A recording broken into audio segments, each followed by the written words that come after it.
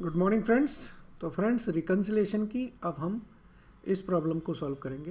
ये बहुत अच्छी प्रॉब्लम्स होती हैं और जल्दी होने वाली प्रॉब्लम्स होती हैं। चलिए एक बार पढ़ लेते हैं। A manufacturing company has disclose a net loss of rupees how much 38,700 as per their cost accounting record. Okay, loss their करी कॉस्ट के हिसाब से। However, their financials disclose a profit of 35,400 for the same period. A scrutiny of data, both the sets of it revealed the following. ठीक है, factory overhead under absorb, administrative overhead over absorb, depreciation financial और इनका दे रखा है, income tax का provision, transfer fees जो financials में है, ऑब्सोलेंस लॉस फाइनेंशियल्स में है, नोशनल रेंट फाइनेंशियल्स में है, नहीं कॉस्ट में है, ओपनिंग और क्लोजिंग के ये चेंजेस हैं। तो हमसे पूछा गया है prepare a memorandum reconciliation account. ठीक है, तो फ्रेंड्स हम एक मेमोरेंडम रिकन्सिलेशन अकाउंट बनाते हैं।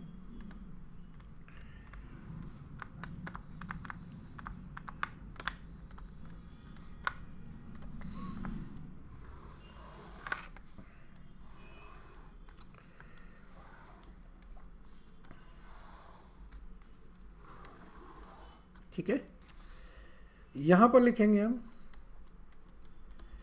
प्रॉफिट एज पर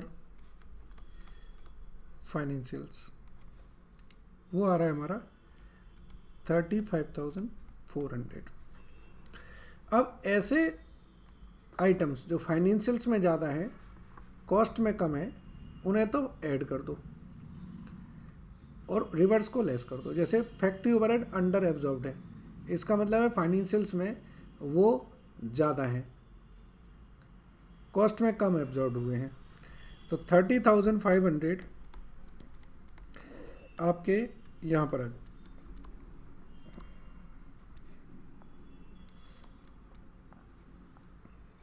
ठीक है, नहीं फैक्ट्री ओवरहेड, सॉरी इधर गलत लिख दिया हमने, ये तो ऐड करने ना हमें, तो फाइनेंशियल्स में रिवर्स करने के लिए यहाँ पे करेंगे फैक्ट्री ओवरहेड्स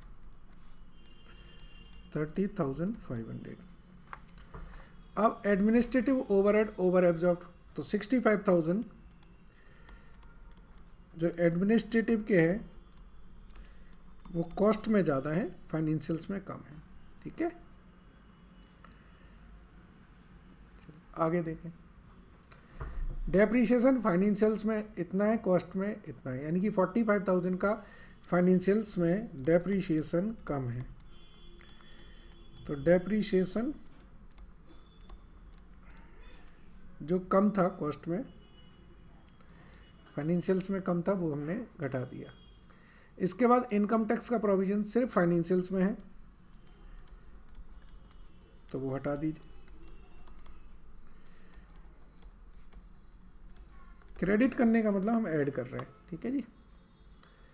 ट्रांसफ़र फीस जो फाइनेंशियल्स में इनकम आ रही है, तो उसे हटा दीजिए, इसका मतलब उसे माइनस कर दीजिए। ठीक है, अब ऑब्सोलेंस लॉस चार्ज, ये 20,700 फाइनेंशियल्स में हमने चार्ज किए हैं,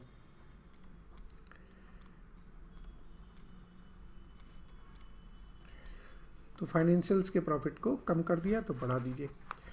नोशनल प्रॉफिट 54,000 का हमारे कॉस्ट में तो है, फाइनेंशियल्स में नहीं है, तो अगर फाइनेंशियल में लेते तो रेंट डल जाता है। अब है स्टॉक्स का। ओपनिंग स्टॉक फाइनेंशियल्स में कम है, तो अगर ओपनिंग स्टॉक फाइनेंशियल्स में कम है, इसका मतलब अगर ओपनिंग स्टॉक बढ़ेगा तो प्रॉफिट कम हो जाएगा। तो 23,000 ये ओपनिंग स्टॉक कॉस्ट का ज़्यादा है, फाइनेंशियल्स का कम है। और क्लोजिंग स्टॉक देखें, कॉस्ट का ज़्यादा है, फाइनेंशियल्स का कम है, तो क्लोजिंग स्टॉक का इम्पैक्ट हमारा यहाँ पर आएगा।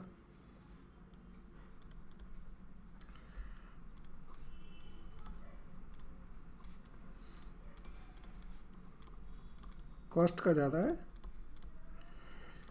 फाइनेंशियल्स का कम है। ठीक है, और कुछ है नहीं। चलिए टोटल करें। 35,400 प्लस 30,500 प्लस 52,400 प्लस 2,700 प्लस 9,500।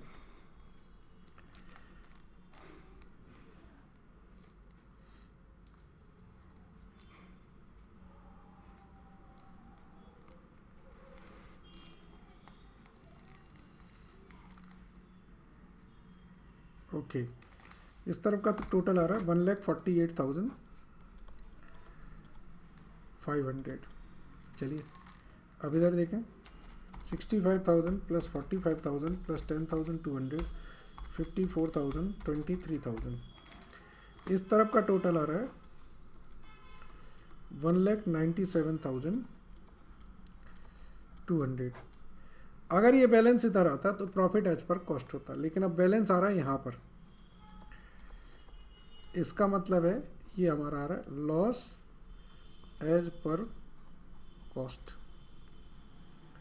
ठीक है जी, लॉस आ गई हमारी एज पर कॉस्ट बुक्स। चलिए रिकन्सिलेशन हो गया। बहुत सिंपल होता, मैंने पहले ही बताया, आपको एक बार करना आना चाहिए। Thank you.